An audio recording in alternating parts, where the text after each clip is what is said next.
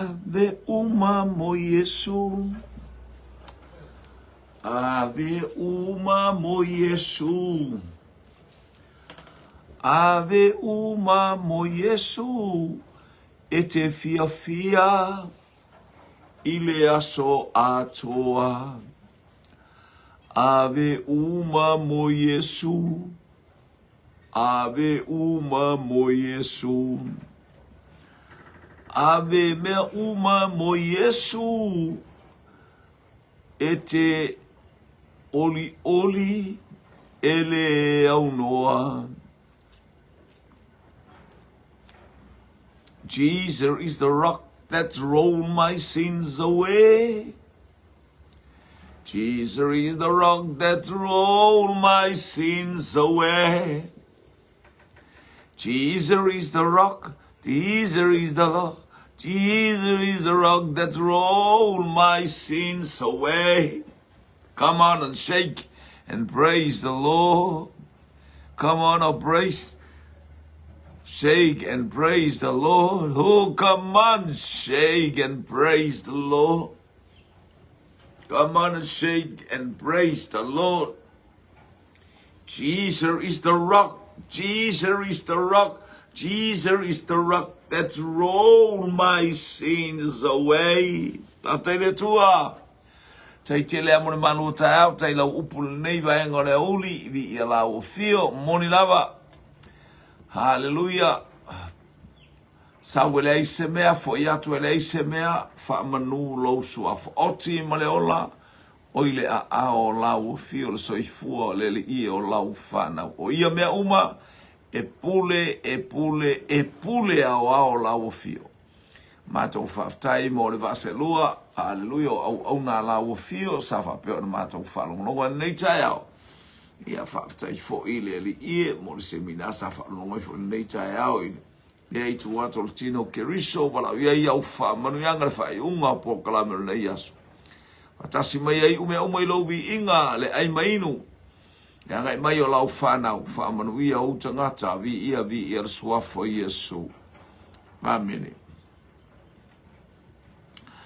Ia vi ia le lil nei baenga o le taeao fatalo atu i suafa manu malo lo loto la utele ma walunga ma talasi ma tangofie lo lolo sua malie o lo tato wali o Yesu Keriso family oil nei taeao malia o uli tarsu malua le wa faisina hallelujah te al taimisa wa te al se fulu fitu minuti te al sumalua ia e faftai tele fai malu le taiao au na le atua hallelujah le aniu ia ngata foilea ia le sunga ile faife au hallelujah ta mo le mount fao vi ia le atua ngale le ia tu le atua faftai fo ile no fatapua ia le ainga le fatua tua. Hallelujah, lo fa tua e te o lai tele swing o mea o tato wa aine. Awane vai o ia e ola. We are living in a time of great changing of the world. Hallelujah. Hallelujah. Ia tato tau lai matu mau remain. Hallelujah.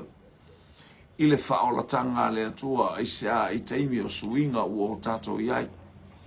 Ia ele tau wha matalaina, ia pe on tātou ai nei wai teimi, ia lenga leo le atua. Mi italiano bra, tā lo whaile o tua fine au le lei. Hallelujah, o a mai oe le tua fine, ia vi ia le alii. Ia o maa whaftai mo le tatalo, wha manu le sua fo le alii. Le au na le atua. Hallelujah, tama punefu. Tamo le matangi mai sasae, tamo le laba.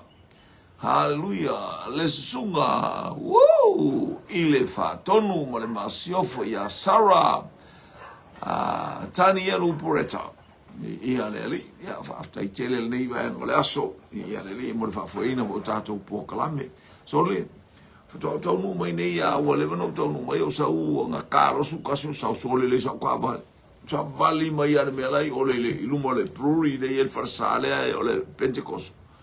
O ina no sa vali mai tau mai le fale o famanjo sa vali mai la sa wanga le maketi mai so taxi le ai mungi taxi au sa o tau mai le ai sau le pasi fatu lo le pasi to eti e pasi lo sitama o ka le au le leo le meo ke pasi e pe o ka fefe so lunga le pasi mo ia so le la ai le pasi so le pe ia la bea le pasi matabra e ona le kello le kabra ngi vai ka wa so le io e so nei a tultuli bel poka lame ia wala vai session le lua na mata ai ia sau ia ina ia ile ngale leo le atua ile polo kalame ia pe ona fa foina ile nei foi a semana ia aftai tele mole a wai o sio tata wainga fa aftai to foi haleluya ile maluta ya mo no tape nei no mo no sauninga fa aftai valo bosima talo fa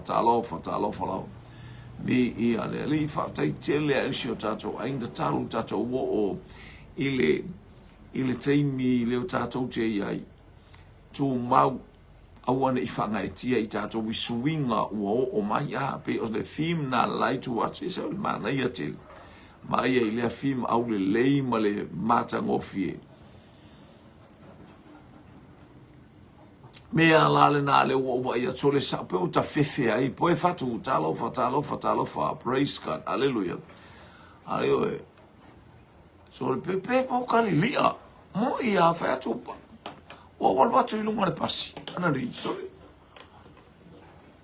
ma tu mana o fine tu uau le tu ela tu le fine le lo po fe o anga i malan fana ia ale ua ale o savali mai na o uma maftanga ia malona nai aftai tele amo lausunga male lua base lua male awani aftai tele a malo le folau malo foi fato toa ia ia le fatu tumu fo i le tua ia me o to esea i lau fasoa nei tai au ia lau pensini pe o pele que fasa lau mal fale ia foi le tele o tele fasa ia anga le atu le tua to fatu tumu au vai ma aisa ai le ia se vai ino ai fomos to ino le wa niu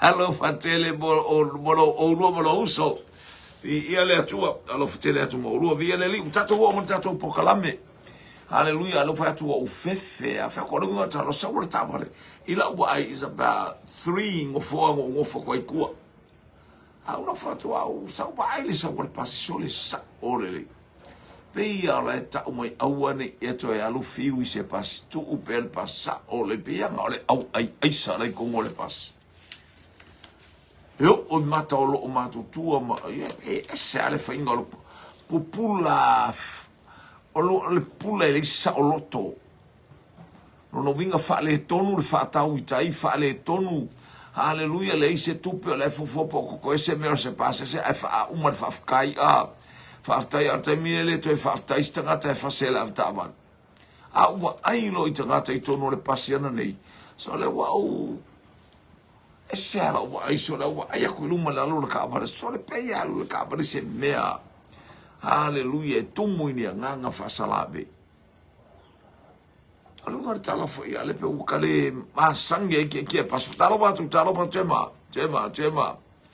talo fa tu sister fartane liu i ele li le ngai mai poi fatu talo fa lo uso haleluya fa no ya tu le tua ile o manga le ya tato sili mua le si fatu talo le tau ti avese lo maka ku kai ia nga le tapuni mai puni le val tele mana ia le tau Paolo tau ine ia matou termine ele o pala seti munga ai Paolo o tau mal Paolo asa ele la tau o le vainga nga i ona tuatu anga i mai sa anga i mai sifo ia la utasi le matangi ma ia fo ile angi mali e mai haleluya na sina savilia le angi haleluya le tete le kitchen o le fale ia ala o ba ia tu le itai ile anga ia tu ia pia i mulinu anga ia tu i oim i mata autu ile wafuta oto le lei folinga o le taulanga wapia. What a city. Wonderful and a beautiful city of Apia. Ian fasoloa elea ile Malaysia nga ia ilunga i muli vai ilunga o le maunga vai le laulata o lo tafe mai ai o lo langona tu inele pa o ale vai tafe o lo i mata o apa ula still crying tangata o lo tangi pea peo o le ola whamau peo tia iai whamau a olo ia ile manuia alo leo te lo no le man nei o le tafe leo te lo te ni na la o le fa mau ia a ole ta oto mai o tala mai le palisi le tu mai sifole maunga baia o lo manuia mea uma haleluia o lo tele le fa tau moli le awala fto ia le sila mai o le pa moli saina le tu el tangata te autono le farsa ia o sauloa tano sulua tatala lo male moli ai lo praise God ia ai fatalitali te me mai ai fo ia le por kalame la uso ia le li fatala fatuai suaf manmano Yesu Kristo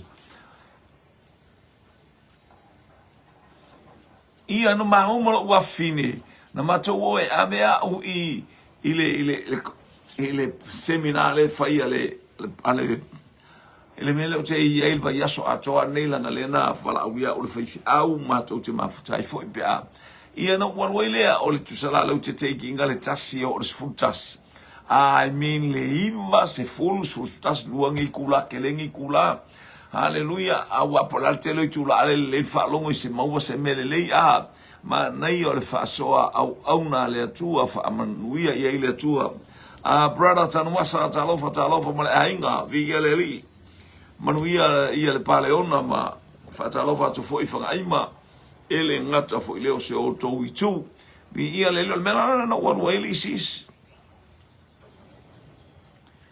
io no wanu lo le usawo lo so wale lo ngala ka fa lo se lo wa fini le malana fa na itai ia wa fa pe la mo fa fini wale intai to lua na o atu inga luenga i New Zealand ai tu na fa fini avatu e malta vale le fa wale lo sui ki le lo alu ka vale ia alu lola ia leilo ile tabale ia sinye fe au si me ma ia fe au ia la na alu hai ia le o fo fasa mari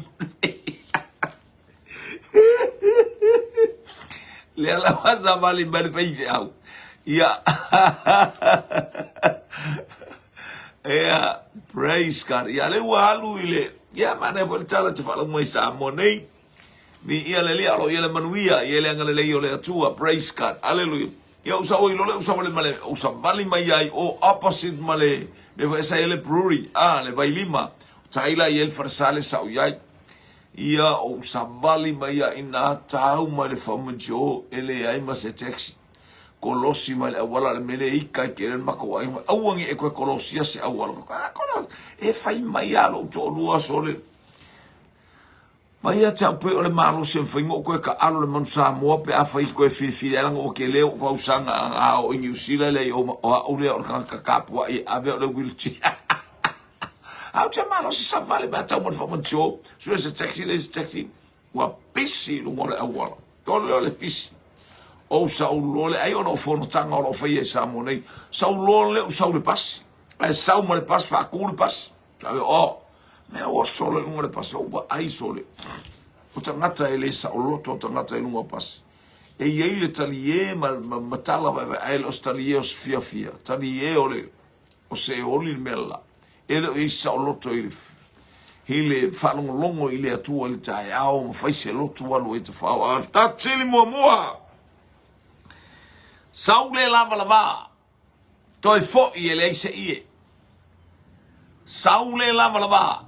Toi fo i le la e ia, o upuai. O upuai. Lau lua i fsili o lau polo kalame, e mainu e mamao le ala. Ia. Ia, hef kamalo sa haf, kamalo sa, le sa flenka, sa kur langa o kamalo le tamale o lea e sa flenka, tau numero fitu le sa mai Canterbury na e tulanga magoa tulanga na sa ta malo e le moenga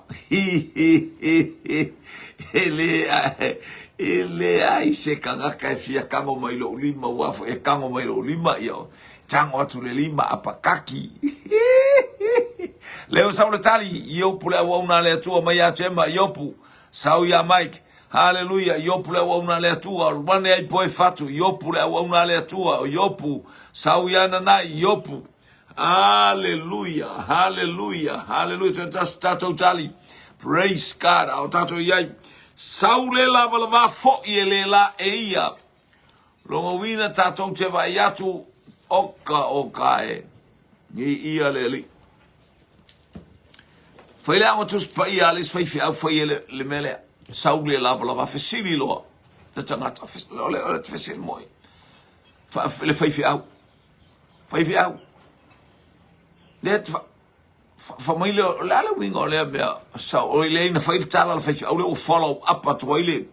Hallelujah. Le fesili ale ti akono le ole e karisiare. Faman fai fi au lona winga saule la balava fo ile la balava fa le tino fa matalanga le fai fi au.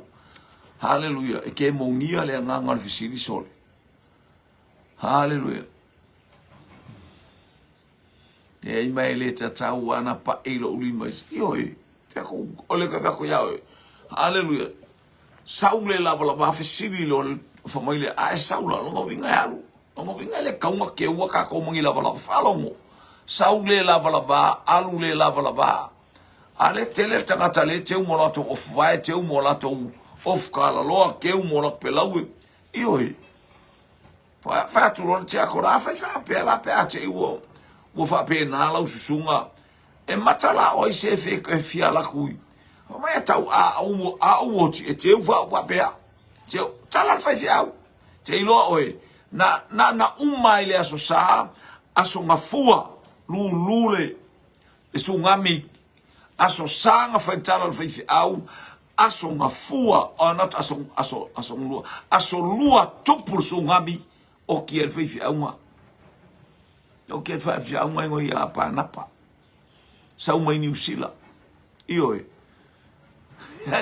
ke lo o ala ko wa kali ngalo ba ai o para o lo kali wa lo si o kali o la o pra en lo en ofoi sa la pa nga fa ke la o va ai el fa fia u le wo luaso wo ye fa mai bad solid wa fa mai lo fa le wo wa ya o leo ki muli anga mai kai o kafukafu o vingi ta ai oile motula le o vingi nga wa ele ba le New Zealand ele manguao sulu mau le kakale au mai ole ele au mai tele noa hello au mai tele noa le fa o mai nga le ulu le o fa me la ba wa for ka pe e po o pe ele e ele ulu na a mai tele nonga o le winga na o tangata e le malama lama tautala le minga o le upu le atua. Fai mai, ako pe a pa me ia tanu fa pena. Na tanu fa pena.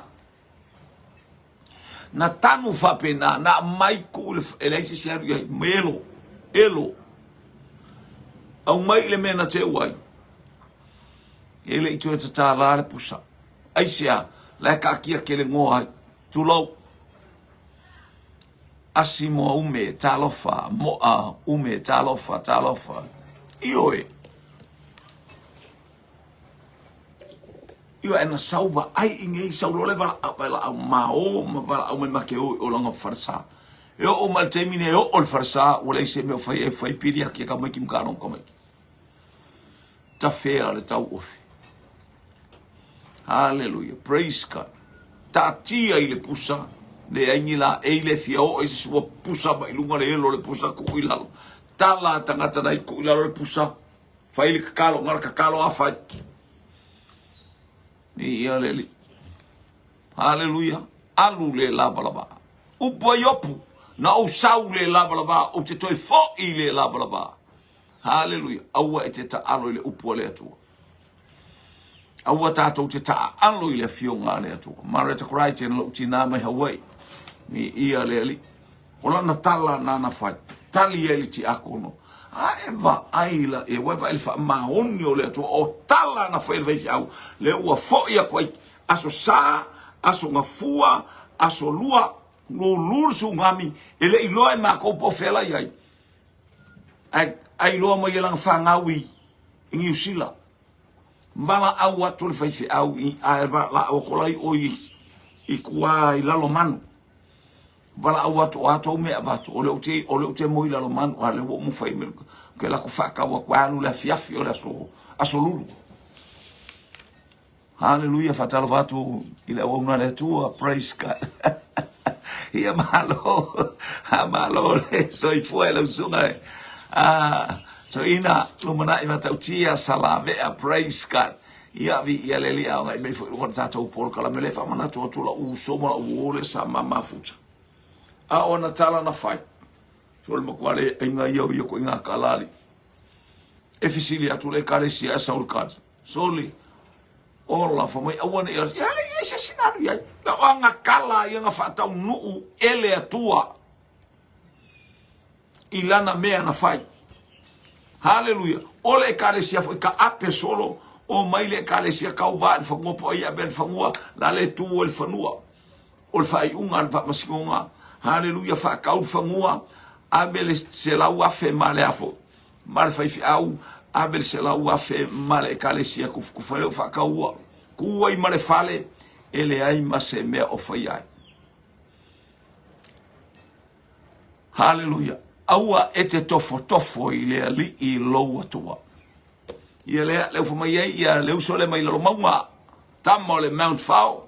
Ele ulangia le atua.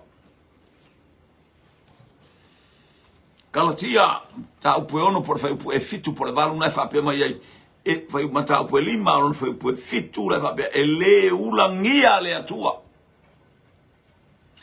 Amen lo wainga. Praise God, tato wo yaso fainga ta wa tato wo ya. Hallelujah.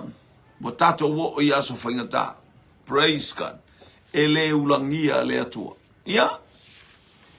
Tato tayo tala tato sili o tato tamaiti o yopu o tama yopu. Ya yopu fa ele ya le yopu le uso fafo le wali e uso la to pese manaya.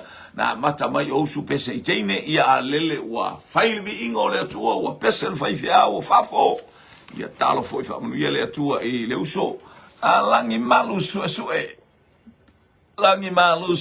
talo fa lava fa manu ia tu le tua praise God ile anga mai ole ainga ole fa tua hallelujah o tato sile so ai sa o pese se fai mai tavita oli le li o lo umalo sile. Upo stato tamaya tavita po le tupu fai mai le tua. Hallelujah. O fiangainga masima. Hallelujah. Praise God. Ia le ainga o tavita. Praise God. O le altala. Sa o pese upo tavita. Hallelujah. Oli lava ile li o lo umalo sile fatalo fatu ile. Hallelujah, ya brother Gray. Hallelujah. Ya le ona mai male poni talo fa la ba maua mai e che male tali le o salutato o tali mua se. Hallelujah. Oli le ali o lo malo silea. O upunana ngana ai le fai salamo por fai pese e peru o tavita sa o pese se. Hallelujah, hallelujah, hallelujah. Nanai. Se isili awal to e fai mata uale ni ngore nu anga elaka mai. Anga elaka mai o ku ia o ku sapo kele wa kau fai a kungi o se ma. Faftai mo hallelujah. Ta unu or tangata ia. Sa una fa pe se I fangaloa ia e maua el fai au ngai o kafa ela pe loa. O luanga ke roa ka fa Mount Fao. Hallelujah, praise God. Ia le Anthony tano basa le tama mai fanga ai mai. Hallelujah, malai va le itafuna fa malo itafuna maletali se. Hallelujah, ia le wasu mai le sunga ile tama ita talo praise God politina talo mareta kuraiten maletali se hallelujah hallelujah hallelujah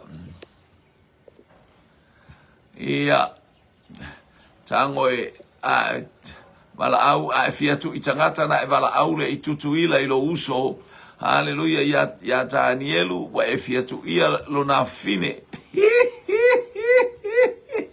ai maino e mamau le ala mai tavita usuaila na pese oli le ali o lo umalosi lea sa o pese se. Haleluya, haleluya, to etase mange elungo se ingoa I aluatu loa maritali o le tatou fesili. Ia le watu e mane e ane, haleluya, ai ata mai loa, haleluya, ma le tama mai le vaingalu, praise God, po lai tangi le tama le vaingalu ori. Ia, watali tatou fesili, ese se. O upu ia, haleluya, ia, mana ia fo ile tawatu, mana ito e oso, to ia ma le fesili na, to e faawa o ai lai ona ia upu. Oli le ali I olo malosi lea, o ai ana ia upu. Hallelujah, o ai lai ana ia upu. Oli le ali I olo malosi lea. Praise God.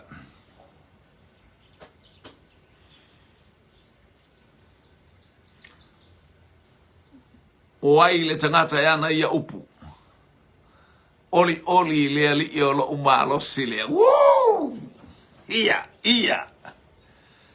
Ia leo tali mai, ia le lalelei, hallelujah, o Gemma, sister faola tane liu, Nehemia, hallelujah, balu mtau pesfulu, faftai, samo sivo sami la uoma le tina fa pele le tina tatalo matau tia, hallelujah, tatalo fa taua nau, mole, malosi maleola faftai, maualo malos tina, talofa. Praise God. Waftai tele lava mole whamanuia. Waftai fo I mole whatalofa mai. Vi ia leli. Tasim tato tari. O iana upu ia. Oli leli I olo umalosi lea. Tali mai Anthony Tanuwasa. Hallelujah. Tama mai tafuna America Samoa. Hallelujah. Ia one emia. Tali mai tama Mount Fao. Ia po ole o ofo ile tolo tua oi ma fale se la. Male pito ilunga ya e aile tua oi o le fanga ma fale la tai ia hallelujah male tali o Nehemia ua tali il tata ofisili o upu a Nehemia lua ofisili atasi ofisili lua tali faftai pamnuia le atua isi o tata wainga o ai le tangata ingo ya Arioka ia leo whapea mai ia le angelu tau upo le tamaloa mai sale aula ia sa ole le tala. Hallelujah. Aya le mele le internet ia ke inga ele umi whafa mai le kaukaka I lalo. E kusale le ia ba ua matema. Hallelujah. Kusale le ia ba ua malo tua fine ma ke le fongi. Maya Crichton. Nehemia sa olelei. O ai lea tamalo ingo ya Arioka. Hallelujah. Ai mainu e mamao le ala. Praise God. O ai lea tinga. Poe fatu talo falo uso vi ialeli I. O ai lea tangata. Ingo ya Arioka. Ya o e tau maua maistala ya Arioka tuspa ia po le te pongisa. Hallelujah. Liulangi fa manu fa samalu talofa. Praise God. Hallelujah. Oka sekali. Ole tangata e pule au fa feao I le tupu o Papelonia. Maya Gemma, sister Gemma fa olotane. O ai lea tangata ingo ia Arioka tasil tato utali tolu an tato utali e momia pe fa. Hallelujah tasil tato utali a tolu manaya ni ia le lua a lua ia wapiu o peoletu wai tato a. Praise God. Hallelujah. Ia le fo ifsili fato a baba ai atu ile. Hallelujah. Ia ole tangata e pulei au feao. Ole eunuka langi malusus ia le atua le uta umai langi malu ole ole eunuka Mike tai po ole leo autu ane pukanesa ua tali le tato fesili ni ia le atua tali tato fesili lea praise God ole tai au po au o eunuka po a lea na watu famai e leo e faifa leimea ai mo tama ia aya lena ia tani elu fa ia fa mole rioka se ifa ngese le ton tupu ma awal fa ia mai na me ai mata o telefia ai ele o malie au fa awal fa mai maua me ai el tupu ia mato ai la ai mato la pele lea ia fa ia tu le mato kamako male ia ai malie lo loto mai okay ia faftai watale tato fisili ole au na pule I au po eunuka ale e tupu o ne pukane sa faftai tari sole haleluya vi ili faftai sa ili faftai so ai maino malosi ai haleluya fia ai haleluya praise God tali le sa opo le se o ya eli na manu malo ai Israelu I le taua makanana o ya eli o le fafine na manu malo ai Israelu I le taua makanana yo na po famasino yo po famasino fafiatama mai kanana pe afai o tala lele sau ai sau tau mai ya eli pe afai o sa o ya eli na manu malo ai Israelu I le taua makanana proaftai sa mo sifo mo ngalofa na nai sa olelei tali mai tamo Mount Fao praise God tamo le tolo e ta ua fangai ofu le tolo lawiloa ia Samoa fa pe ua mua I ta palolo fangai ofu e mua ta ile palolo e mua fo ile is palolo nanai mare tani sao malo fo pa a le tina fa pele le tene mai wanga noi woo lale was solo atul the train nale wote ma Hamilton te mai ya oile ngo le si aina ya nale u fa so le walu anga le tu I haleluya isisifo o le anga le tu I wanga ia tu ai mole anga ia tu haleluya I Wellington ia le wasui ia tu la wala train tali mai je masao tali mai foi Anthony Tanuwasa sao langi malu su sao Marita Crichton sao o ya eli na manu malo ai Israel tina o ya eli o fafine o ya eli o fafine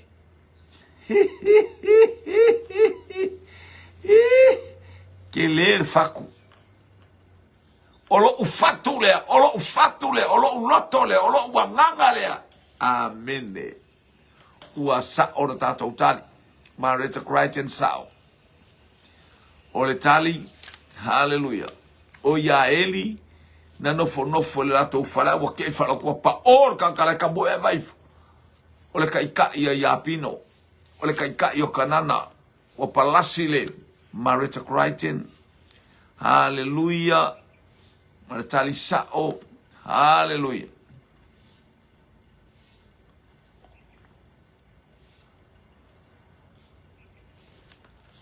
ho ya ali fresca di ali watala mai lo matuale le ngafali o ai ngafangaloa se kusi masinga pepa ma au bai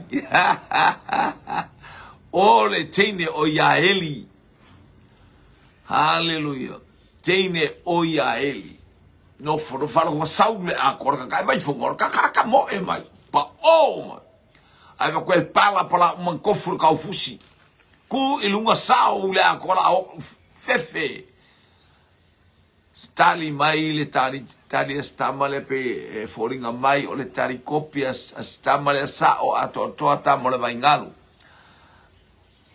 ia tina le wata mai awale lima sa mala awe te lima sa mala e tango isi tau ta inamu mole atu ile uru na pu na omo aele sa wese toto ya eli na manu malo ai ia le nu o Israelu fasioti ya eli e tangata lea fa pulou solo haleluya fa lungo ku pesa susu ame ia tua susu ku ia male marfuala au fasainga ia tango lo malo matuan sa mala le ufa sa mai tina ta ito lima te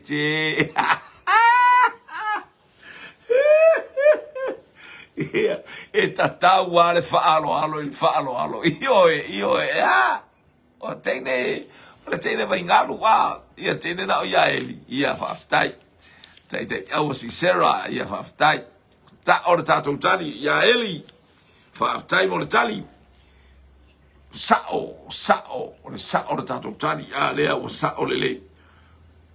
O ai le ingo Iran na o tapena fa manatuina ma le te wino le maliu o le taitai Iran. O ai le ingo Iran i le tuspaia.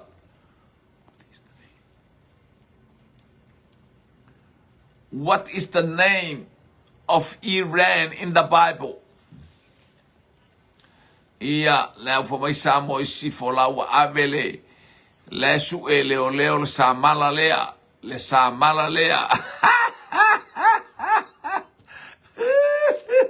la wa su e leo le sa mala lea na sasai la fo mai a eli na sa wa ia sulu ile afo vale fo in parankeke ioi na sau sulu ane o para siane el mela ia utanga mea le o saule ingoa le teine manono o vaiana tava aftai tava man faulo fa be mo teine manono ya eri le o tali tatu tali bo mua o aile ingoa Iran ile tuspaia ia le o sau ia le tala ma ya sister Gemma faolotane Persia. Haleluya wa peace ya teine fai supo. Nanai Persia. Anthony Persia ai maino e mamao leala. Ia Persia le pitonu o farfa ea mai ale angelu tau. Teine maile Waikiki Persia. O ai le ingoa o Iran ile tuspaia, the name of Iran in the Bible. Hallelujah. Ia malo faupa le tine mai wanganui. Ia ua mawara tātou tali faaftai le tali tutusa uma tali so le Persia. Hallelujah. Ia lele la ua sau tangata lea ma le supo sango ai na tele i loa fai sango i elme o honor sango e ave ese te ua fai fatasi el tama lea. Hallelujah, praise God. Wa tali tato fisili o Persia o leisi ngoa le na. Hallelujah, praise God. Ia o ina mua tupu o tangata nei, o ina mua fai matupu o yuta o tangata nei, Usia ma Esekia. O ayo Esekia ma Usia na fai matupu mua ile nu o yuta. Ai mainu e mamao le ala. Malo faaftai le malo le o vesinei le malo le o tapena atu. Hallelujah. O lo ta umai le tala a Esekielu ilono mata upe toru sumar valuma le toru sumar iba. Hallelujah. O le lafi mai aitu le malo Rossi. Hallelujah. Ia o le malo io e na o le malo Rusia o lo italatu ia talanoa mai tuspa ia. Hallelujah, ile winga lea a o lea ua ali mai Rusia le taimine tele nu unai a wolo ta umai tuspa ia. Ia le nu o futu le nu le sa iei el tangata o takafi. Hallelujah. Io lunga inu umana e o foi teki e o ai kupito onu uma ia lea e ta umai el tuspa ia fasanga tau atu ile nu o le atua. O le mea ululi le fofonga o le atua. ele tango I aises ti ngā pe ole me uruli Jema usia tali mai tato usili le wanga mai jema ma le tali o usia o ai le ingoa I le tusi pa ia o le le umatu tato fisina le wala tato fisili o ai le tupu o ai na mua tupu o tangata ia to lua usia and Ezekia le usautali usia mai a jema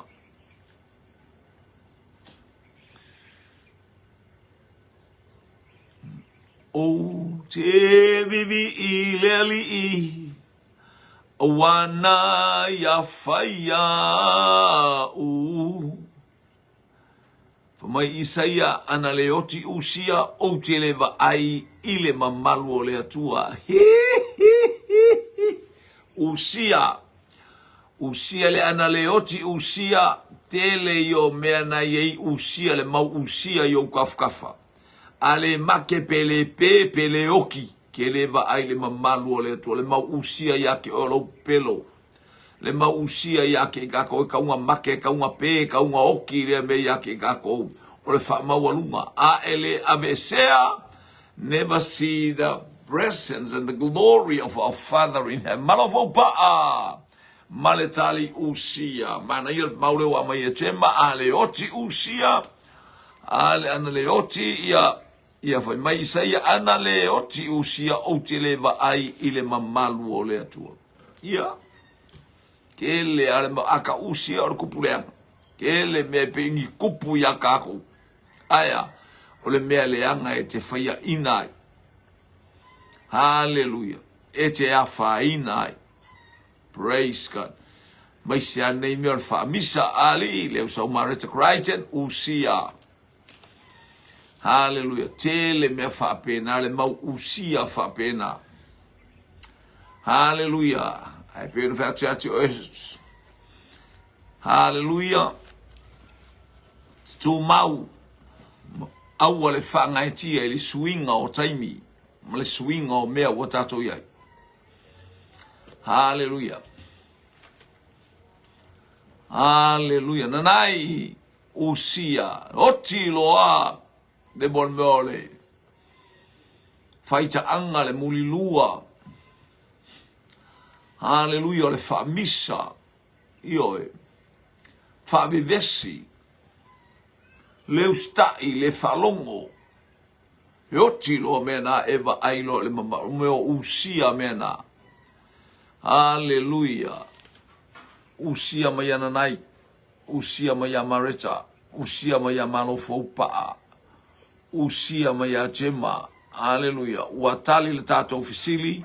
Ole toi ina usia na mua fai matupu via leli ole atalila usia ya eskia umalo usia na maia ole pela na ana otia ole pela a tortamano ilona mio fale tonu sale leila na mio mua ai leile le anga mua ai fai wa o mana ia pe o manase ai le anga le mua ai fale va ia to fale tonu mul mai ya via leli Tauna leanga momua ai fai uane a sole la le susulu atu e pei o le masina I le po. E pei o le la I le au. Praise God. Hallelujah. Ia. O le isia tato fesili. Tali le sa o pole se. O sane palata o le wofa pele a Neemia. O sane palata o le wofa pele a Neemia sa o PSC. Just answer true or false. Sane Palata, hallelujah, is the dearest friend of Namaya. Hallelujah. Ole wofa pele, ole wofa sili, sa o pese. Talil sa o polese. Sane Palata, ole wofa pele, a Neemia.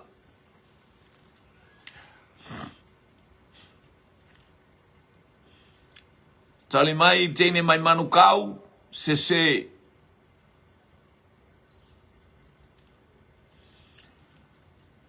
Elelei mea uma ua ia Yesu. Afatasi maia o te file mu. So se ngaru e ngā pulelo umatai. O te loto atu fili fili mai. Sasa e sisifo tonga po matu. Anthony se se, Mike se se. Toi tas tato tali, malo fo pa se se.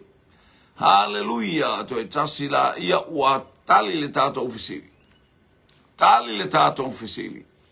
Ese se, o sane palata o le fili o Neemia.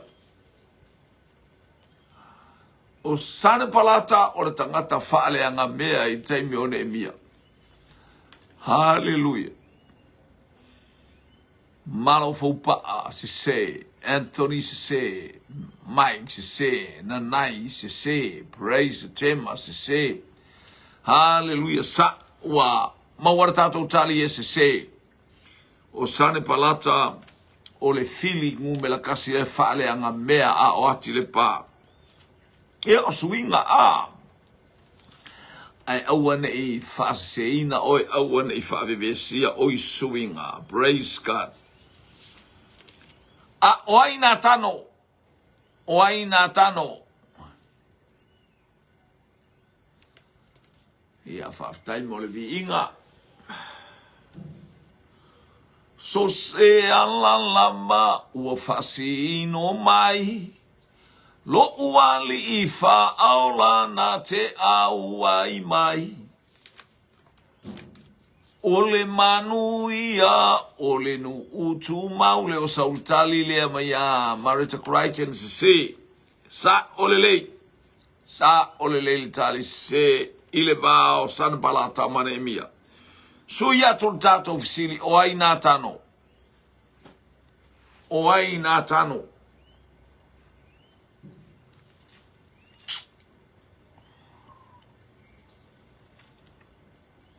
O le profeta i le taimi o Tavita mai a te mā. Ia whaftai Sister Liu, mo le tali. Hallelujah.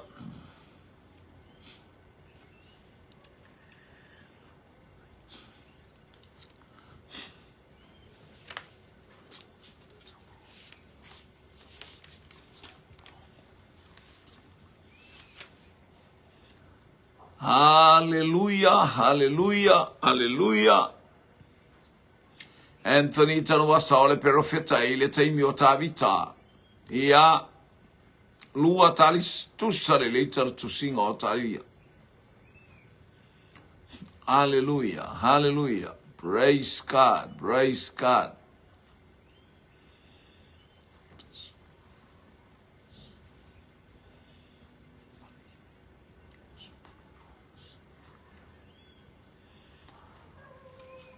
Ole ave fe au na tu na ta'u le Tavita lana ngasala. Praise God.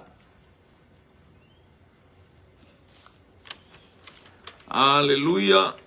Ole ato e tasi lua koluf.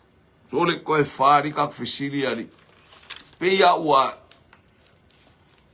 ia se itoatu pele sunga ile angelu tau ile fatonu pe whaaua wat pena i fesili ia pe ua a umalor sili o wale wo kia kasi ia le atua ia ke fefe fo ia u ia langi malu se profeta nanai profeta taimi o Tavita mai ole ave una tau ia Tavita. Praise God, hallelujah.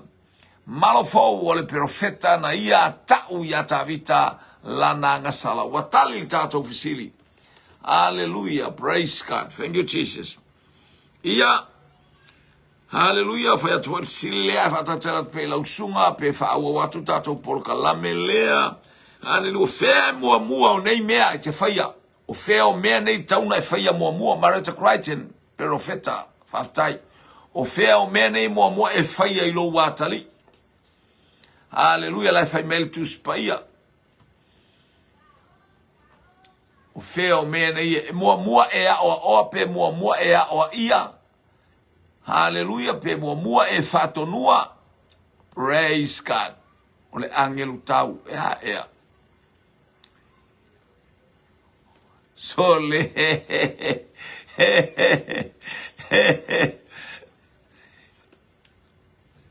Ia whaftai te ma. O le profeta le sa wha uina. Ia whaftai mo staimi le tu tu mai wha umata tato po la melanga wa. Whai tato po kalame o whai wa te ale te taimi wa. Nua sumi te ale. Aleluia. Ole profeta le na wha ingoa ile atali o tabita. Ile sfo ia tali o tabita ingo ia natano. Au natano le profeta le ntau ia tabita. Ia whai me valea. Hallelujah. Praise God. Ia o whai ingoa e tabita ingo ia natano le ile ngafale tau ia Maria. A ole ngafale tau ia Josefa. E amatama ia Solomona. O feo me ia tau na whai mua. E mua wa o pe mua wa I pe mua fatonu. Hallelujah, leo sautali mua. Hallelujah. O ma angelu tau ao. Chema ao so ai male ai. Langi malu su e mua ao. Fatonu uma le ai male. Atoa uma le ai mai no le lua PM. Hallelujah. Ia wa mai vau. Ili o se basingi. Ele se basingi me lea ele o mia kulo so aku. Le ye fa ya le kala malo le tale mai le tama mai le maunga fao na a ia o tala na tu spaia me mo ai fai le stangata o so tu ai o ai ia wa parasi o fuspa o talo o tale fuspa pe una le awanga ia pe fai e se fainga o le o na fai mai le tua o mai ale nu o le tua ki nga e ono ale tua ma o haleluya ia na le mai jema mat lord Timoteo tapo ton fa so le ono haleluya ia sina fa baba esele o ia o na upu ala fa o ke alu ole ke ele ape fa o ke ele ape fa ida ipa u le ape fa ipa u oi awa ke alu le ape fa ai alu wa so ia I'm take Gretchen mua o Anthony o ia le atua nai Saulo ai sauma ai ba ku ngolo le kangi me upa u le ape fa le nga fa awange ika e alu e ko e la fa wa le no fa ton le wa aya lu ape la le ape alu o matua ise le fono no ai sa woso le hallelujah ole ai what discipline in English discipline teach and discipline wakawaile le fuspa o papa kuwa no wala ngau lima o chingana na la vea eko yoso ya imalisi ya o e mua o ele atuolo na una o mai loa ina wa fo I mai le nu I rejected to tell it to se fulu to a ingar fai mai o to le o kielo ya inkunga maui o la kako hallelujah na to lua kale po mai Yosua na mai maletala lele Mose fa fo ele ngu discipline lo ele atua discipline wa ilo ele atua hokia o I se yo infioki le wala manuel nei malo talo pasale o mai le pasia to mai tia onga se o te ia lanso ga mai ki o mai malako malo faftai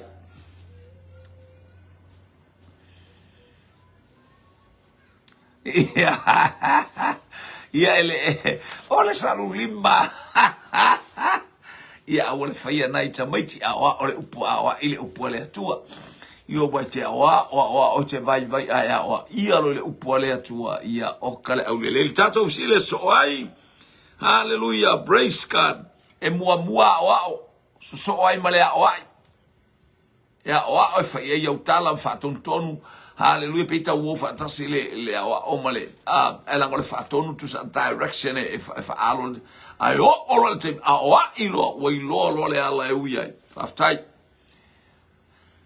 talo batito malo so ifua manuia le ya uli po fa nga luenga ia po tole tito le fa no ko le ke ngai samo ole whānau ngā tō le angelu taule te inei ali a oi ali pi ki fia kama e mo winga o ia e malia wale se soani le whaalave po le almena e tau mai ai na anwhai ale wha mai o le te isa mua nei au te le loa ia maua se awano fo ia se asi mai tā whao ia tā o se i ore whateti e oe hallelujah ia wa o te loa na fapena a sasa ile amo ile taimi ole a fatonu lo God swear faftai manaya leisia tato upu le tali le sa o polise o pete fake ole nu o la salo maona tua fafine o pete fake ole nu o la salo maona tua fafine sa o PCC sa o pete fake o le nu o la salo maona tua fafine sa o pese ai mainu e mama o le ala praise God hallelujah hallelujah hallelujah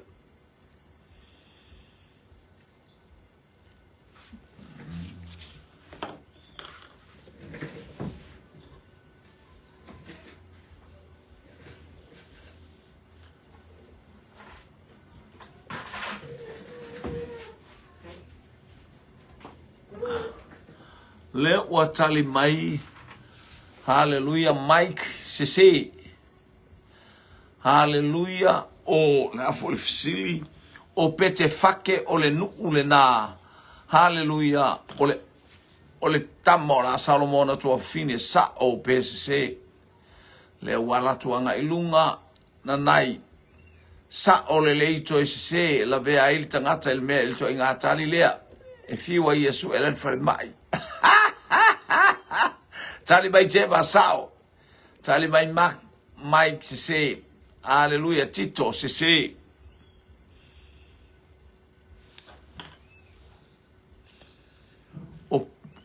o pete fake o le nu leo la salo Anthony se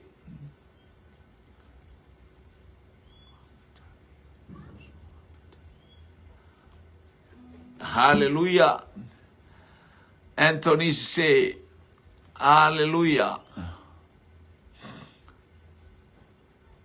ia malofo se o petania o ia Faftai ele fa mai che mai au so ala waenga na fa pe bol basanga ia masanga la ngol kenye le si ar kamalisi faftai uatali il tato ofisili esse o pete o petania o le nuuleo o le tama o la salo mana yona to fa fine no winga la ia o sa o na ele ai praise God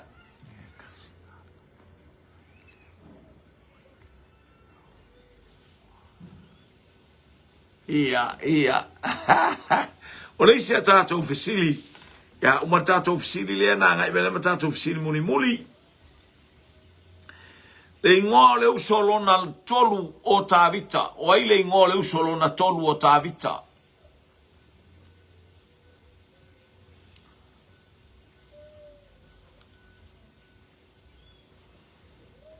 o le nuu nao pete fake a o le si nuu nao kakare a vi ia le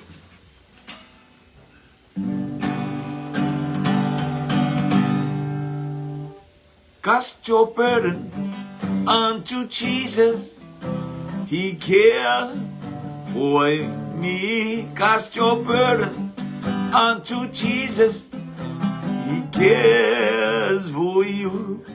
Haya, haya, haya, haya, haya, haya, haya.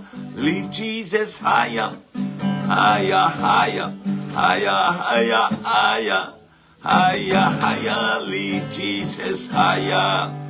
tali mai jema o sama Mike sama haleluya Marita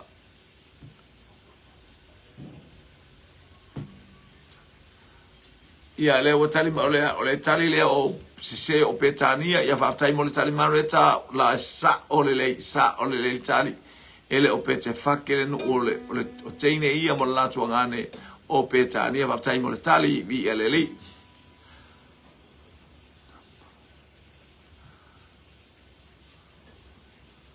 ia le o tali me o le tama mai fale fa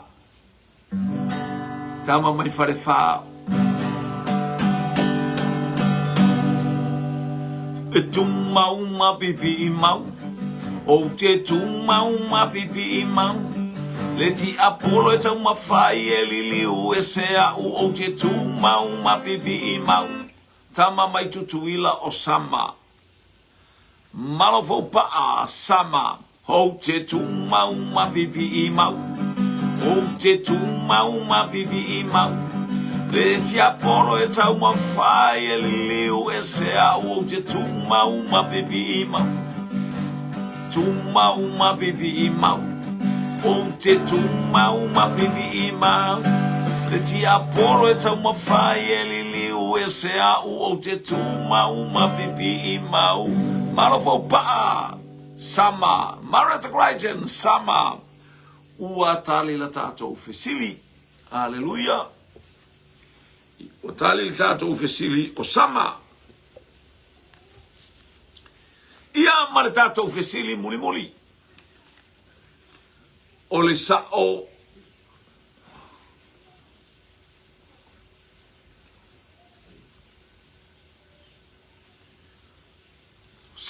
po le sise e o le fai unga nā tātou por kalame o le anga e tuan tātou fisi. O le winga o le upu le ke ono o le ono afea nganga whasala vei o ono afea nganga le anga sa o PSC.